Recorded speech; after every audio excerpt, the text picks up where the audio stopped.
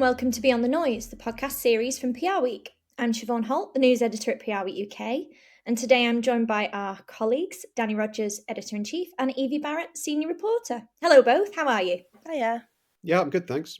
So this week is one of the highlights in PRWeek's year. It's the launch of the UK Power Book.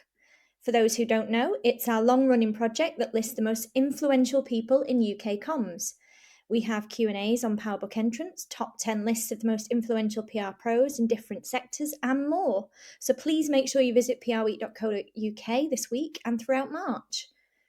We're recording this on Tuesday, which is a mere few hours before the PowerBook launch party, which this year is taking place at the Blue Boar at the Conrad Hotel, St James in Westminster. So how are you both feeling about the launch? Are we excited, nervous? Yeah, really looking forward to it. I mean, it's one of my favourite events that we do of the year. I think people are usually quite social and get to see some different faces that we don't see all the time. So, yeah, can't wait. Yeah, it's one of my favourite nights of the year as well. I've got to write the speech, though, and I'm it's only a couple of hours beforehand, so I better get on with that. Sorry if I just reminded you then, Danny, of how long you've got left. It's been a busy day, as you know, with lots of other things. So, yes, note to self. No, it'll be absolutely fine. Don't worry. It'll be all right on the night, as the famous saying goes. So let's actually drill down a bit more into the Power Book. So, Danny, you've worked at PRWeek, I'll say since the Power Book launched. How has it changed over the years, and what new things can we expect this year?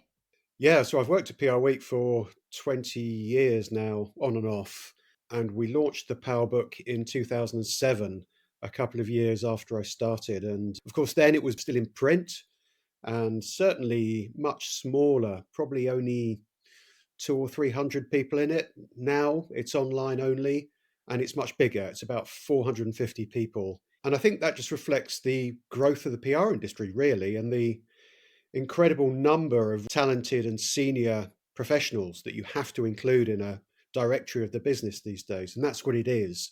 So, yeah, and of course, we've got all the top 10 rankings now. There's more than ever of those.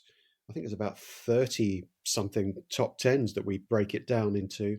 This year, we've also quizzed people more with surveys to find out what they really think. And if you go on to prweek.co.uk, you'll see some of those answers and trends, because we thought we've got the top people in the industry. Let's really ask them what they think about all sorts of things, like the economy, what they admire, some of their challenges and opportunities in the year ahead. So there's certainly lots to read this year. Yeah, absolutely. I think we've released one or two stories every day for the last couple of weeks, actually, from some of the data that we've collated. And for those that would like to read that, that is actually in the launch story that we published this morning.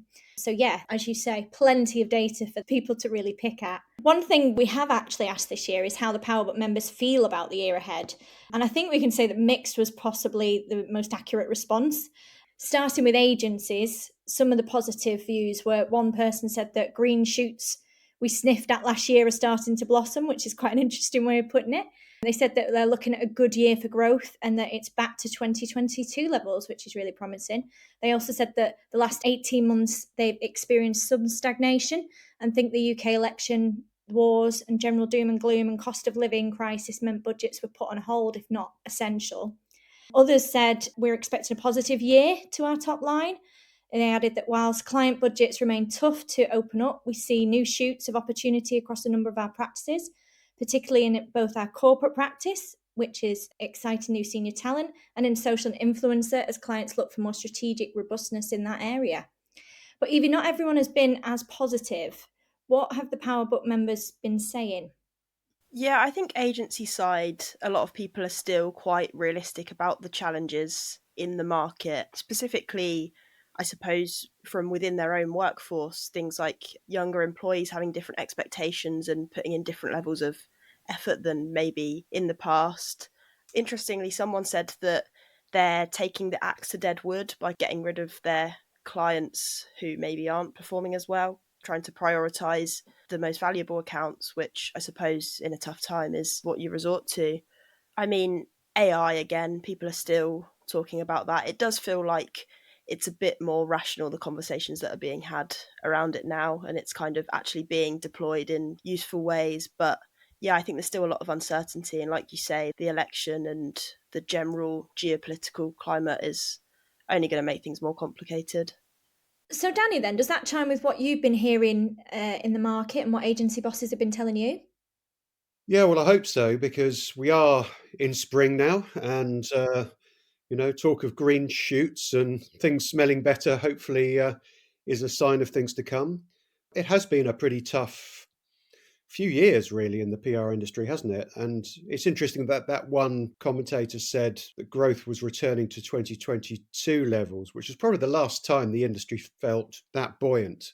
I think probably things will improve this year, but there is a lot of, all this stuff about the war in Ukraine and the wars in the Middle East does put a bit of a damper on things. But I think the economic indicators look stronger now in the business world.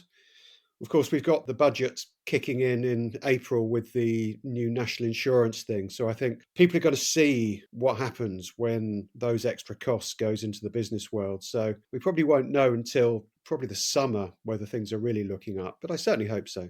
Yeah, I've heard people reference March Madness and say that pitching season is about to kick in, which, I mean, we've heard people say that there's been a lot of pitching in January and Feb. So, I mean, it'll be interesting to see if it gets even more frequent. And like you say, Danny, I think summer is when we'll start to really see the results. But yeah, it seems promising so far, but it's hard to know if PR people are just giving a PR response when we're speaking to them.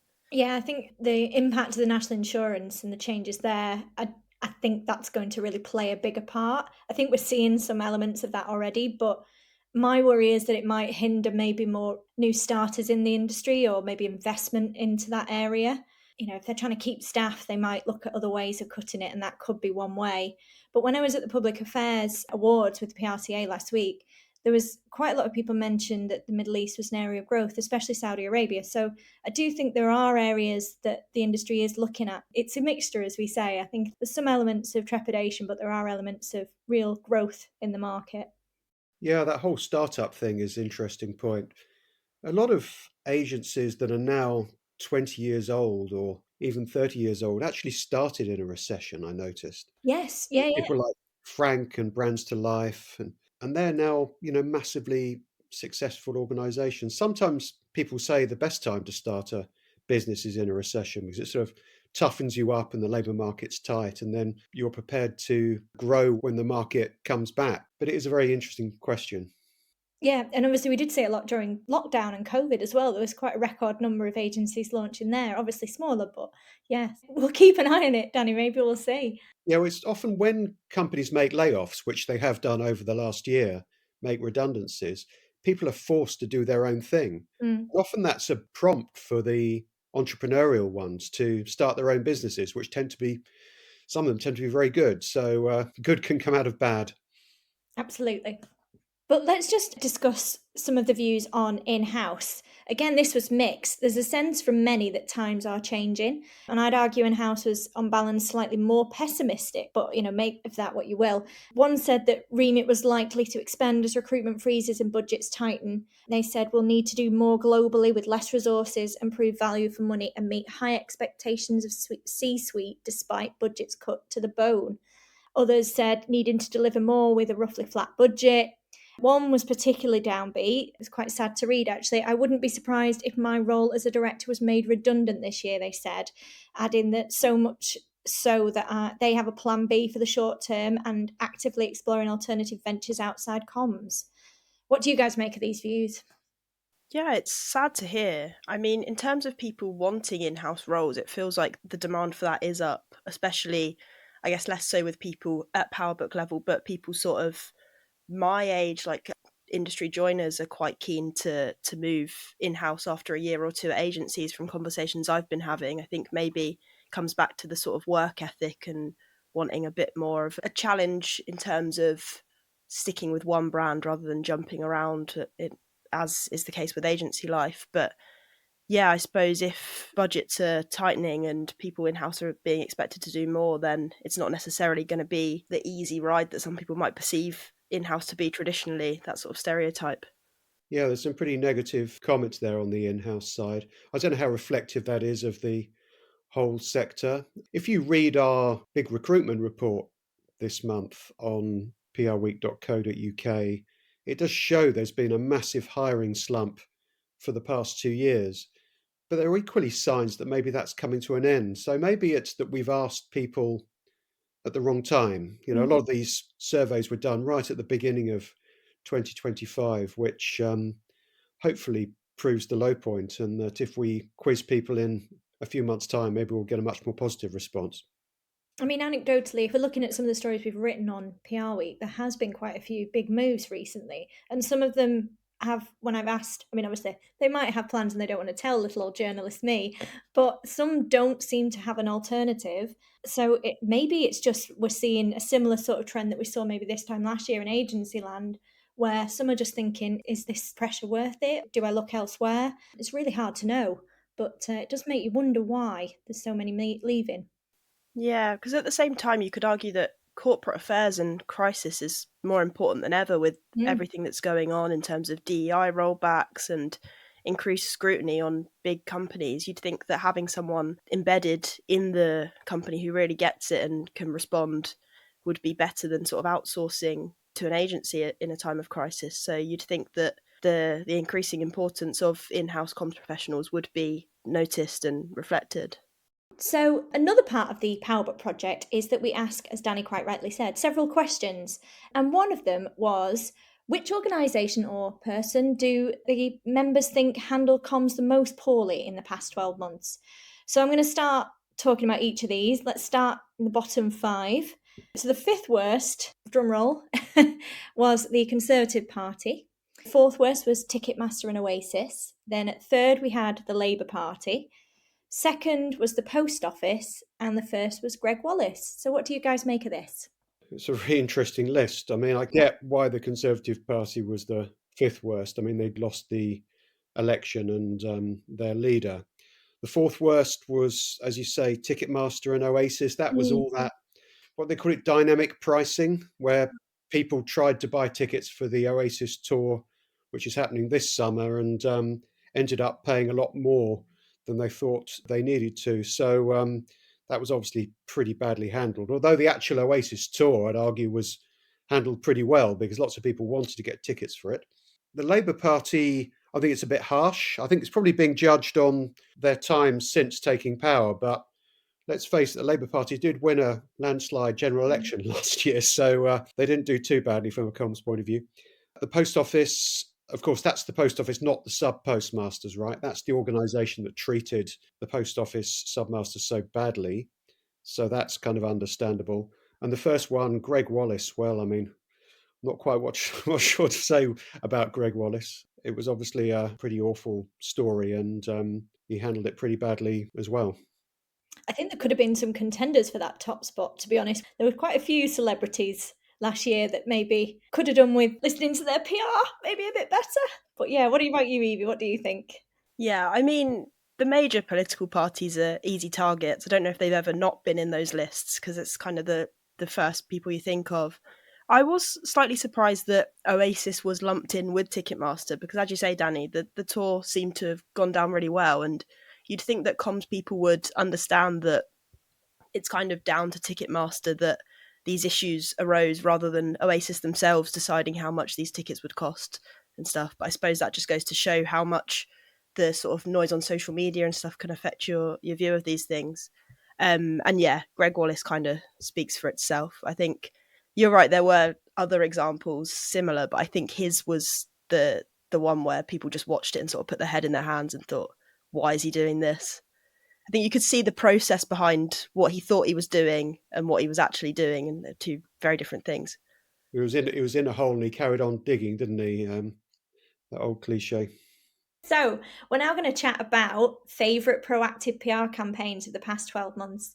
So, at 5th was the O2 Daisy, the AI scam beta. 4th was Specsavers, the misheard version, but I'm going to correct everyone on that because that actually launched in October 2023. But at 3rd, we have, unsurprisingly really, Charlie XCX's Brat album launch. 2nd was the Post Office Scandal Justice campaign, and the 1st was McDonald's The Meal. And I thought when we're looking at this, controversially actually, Jaguar was at number 8. And obviously, if we go off the industry's reaction to Jaguar's rebrand and campaign, it didn't go down that well. But others sort of, and I have had people say to me that, if they're trying to branch out and get a younger demographic, they may have done quite well on that. So I think only sales figures will tell the real tale, I suppose. But yeah, what did you guys make of the other 5? Yeah, I mean, Jaguar, you had some people saying that they thought it was all sort of a master plan, and other people saying, well, it worked out well for them either way because people were talking about them. But yeah, I think the fact people chose it as their favourite is quite telling. I mean, all publicity is good publicity, some might say. Yeah, the Specsavers one was interesting. I suppose it does stick out in people's minds just because of how well it did in awards and things last year. But interestingly, Specsavers did do a follow-up along similar lines, which didn't get quite as much attention, but I suppose it's tough to repeat that formula and do as well. I'd have to agree with the O2 AI scam beta one. I think that's a really good way of showing that AI isn't necessarily this big scary thing that's going to come in and take our jobs. It can actually sort of do good and be used in creative ways that people might not have even considered before seeing that campaign. But yeah, I'd have to agree with the people who voted for Charlie XCX Brat campaign, because I think that was just on a scale that we haven't seen, well, certainly that I haven't seen, in terms of like an artist's album just taking over and becoming what everyone will remember from last summer, I'd imagine. I'll have to defer to Evie on that, knowing more about these trends than I do. I must say I've just about had enough of hearing about Charlie XCX.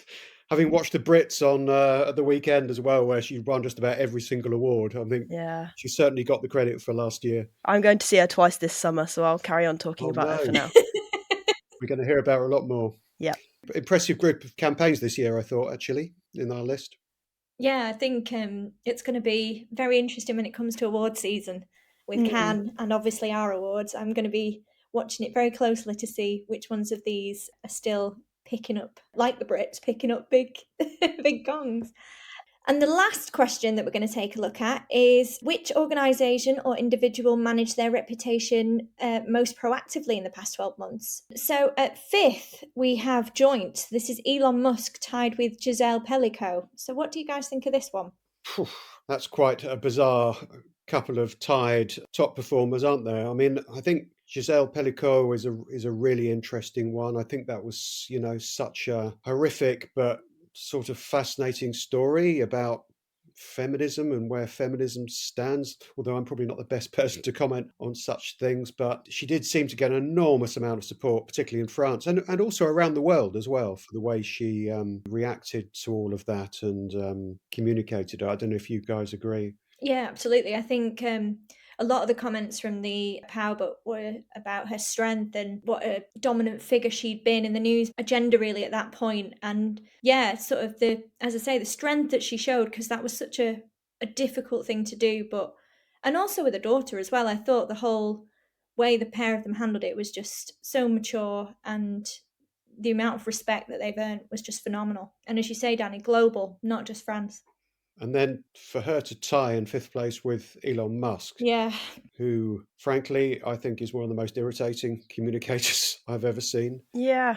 I was going to say, how are people justifying that? Because, I mean, there are people who you might not like, but you can argue have been successful, whereas him, I'm struggling to see where he's really achieved anything with his communication style other than confusing people, to be honest. It was amazing how many of the PR people that would start the sentence with "I don't like him, but," or "I really don't want to be saying this, but." There's someone else further along in the list that also happened. I was trying to avoid, trying to ending. avoid giving spoilers, but yeah. But yes, it was irregular. People didn't literally want to write it, but they were saying, "Unfortunately, this is who I'm picking." Yeah, and this, of course, the survey was done before he took over and started dismantling the US government, and also before the share price of Tesla collapsed in Europe, which I think is interesting. So maybe if you assess him at the end of this year, you might get a different response. But We shall see. And at 4th place, quite rightly, was Sir Alan Bates and the Sub Postmasters Alliance campaign. No surprise there, I think. In a brilliant campaign at the beginning of last year and throughout. I was going to say, I think he was up there last year as well, because the timings of the survey, some people will have filled it in when that was happening last year. But yeah, very Yeah, rightly so. good choice, I think. And then at third, we had Donald Trump and the Trump campaign. Yeah, I mean, the survey was done just after he won the presidential election, which, let's face it, was one of the most amazing comeback campaigns for a politician in American history. Again, if you ask people now, I don't know. Is he a communicator to admire? No, frankly. I think he's an effective communicator, but my personal view is a lot of it, so much of it's based on half truths or lies and misinformation. And I don't think that's something that professional communicators should aspire to. That's my own view. No, I agree. I think someone once said to me that just because people shout the loudest doesn't mean that they're right. And I think there might be a bit of an element of truth when it comes to Trump on that one. And I know we've had at a lot of our conferences, a lot of comms professionals, when they've been answering the question of how do you combat mis and disinformation, is that it really does lie with the communicators of this world to challenge when things that are wrong are wrong. But obviously, that is easier said than done, unfortunately, in the world of X and social media. Yeah, I mean, he'll have made the lives of a lot of people in the comms industry a lot harder. So it's baffling to me that people would still see him as the best communicator of last year. Yeah. As I alluded to earlier, he was the one that a lot of people didn't want to write, but did anyway. But next up, we have a recurring person that wins every time, I think, on their reputation. But I think last summer she definitely won it. Second was Taylor Swift. I hope you used the word reputation on purpose there. Of course, Evie. It was Yeah. a little Easter egg right there for Yeah, you. nice.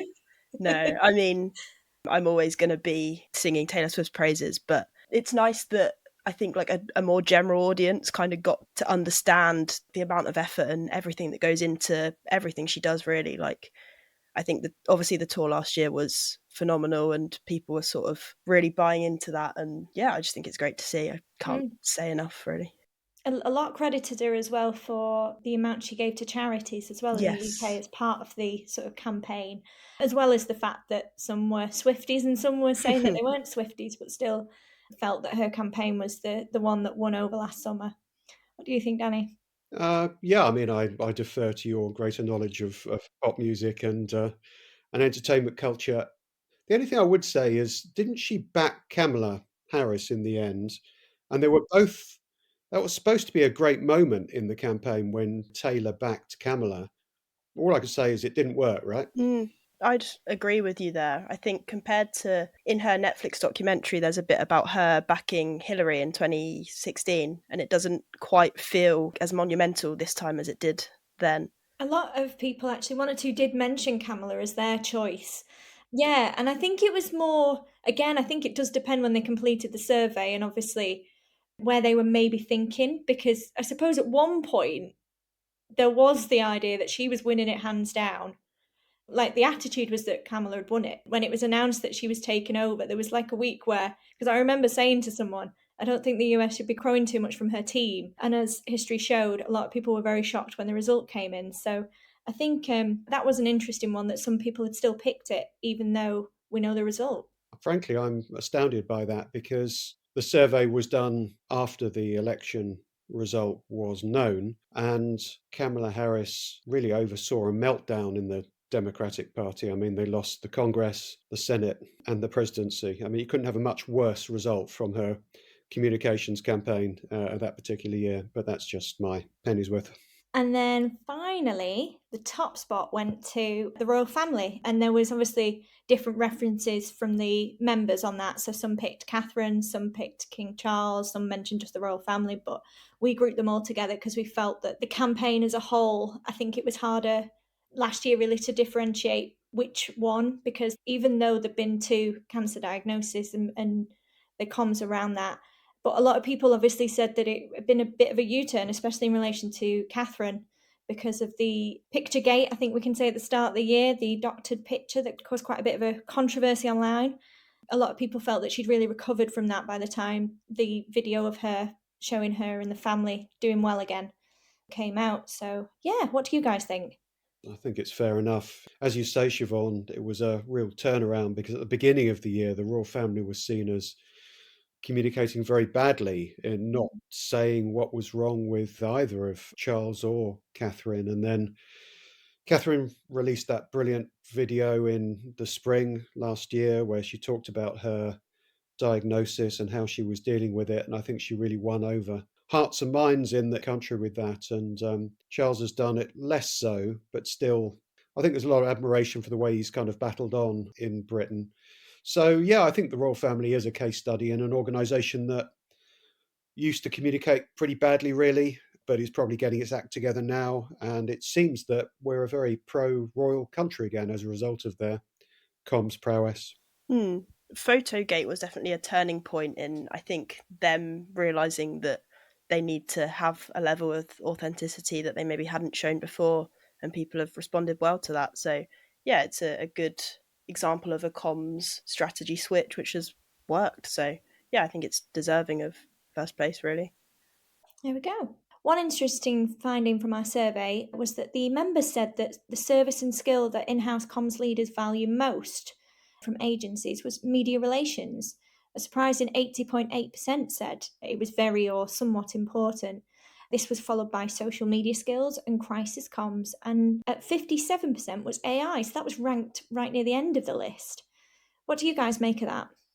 I think that's fascinating, isn't it? That in this time where we're supposed to be all dominated by AI and algorithms and social media and the death of traditional media in inverted commas, that clients really rate skills in dealing with the media. And presumably they mean largely traditional media. So I think that's kind of encouraging that public relations is still about public relations and media relations rather than just technology and AI. What do you think, Evie? Yeah, I mean, AI being near the bottom is, I don't know if it's that surprising. I mean, a lot of agencies put emphasis on developing their AI offer and their skills and that kind of thing, but I suppose it's whether brands actually see that as being useful at the moment, which maybe it's still too early. I did find the fact that social media skills was the second most important service as interesting, because social media doesn't necessarily always sit within the PR and comms remit. Sometimes it's a broader marketing thing or its own dedicated team. So I guess that kind of points to the integration of comms and how PR agencies are expected to do more than the traditional sort of stunts and that kind of thing. Well, that's all we have time for today. As we've said, if you want to check out all our Power Book knowledge and data, there's plenty of it. Please visit our website. Thanks to Danny and Evie for sharing your thoughts and knowledge today. And if you've enjoyed today's episode, then we'd love it if you could leave a review, please, wherever you access PRWeek's Beyond the Noise podcast. Thanks for listening, and until next time, goodbye.